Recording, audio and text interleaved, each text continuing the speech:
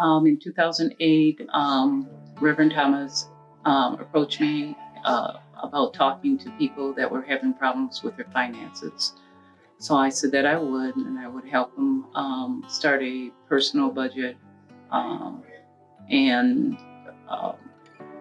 then we talked to a few people. After that, I approached her and asked her if I could possibly do a workshop after Sundays, on a Sunday over a couple of Sundays. And I think the first workshop was on budgeting, preparing a personal budget. The second workshop was on understanding your credit. So after those two workshops, some of the congregation they got the concept when we were talking about it, but they didn't get it, they didn't follow through with the concept. Mm-hmm.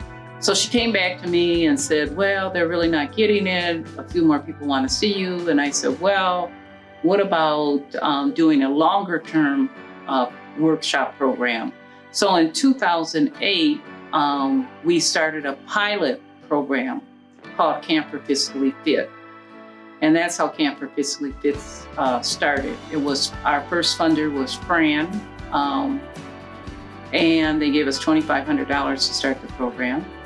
And I hired 3 people. One to work on understanding your credit, one to work on savings, and another one to work on budgeting. So that was the first beginning of Camphor Fiscally Fit. In the pilot program, I think we had about 8 to 10 people. We saw credit scores anywhere between soaring up to, most of them soared to 20 within 6 months, 21 to 24 points. And then we had one person, their credit score went up, I think it was 85 points. Another one was like 75 points. So within 6 months, and really understanding the concept of budgeting, getting their debt down, their credit scores started to soar. So that's how we really started that pilot program. And over the years, how many community organizations called to ask you to teach fiscally fit? Okay, so we had the King Family Center, the YWCA, Mount Olivet.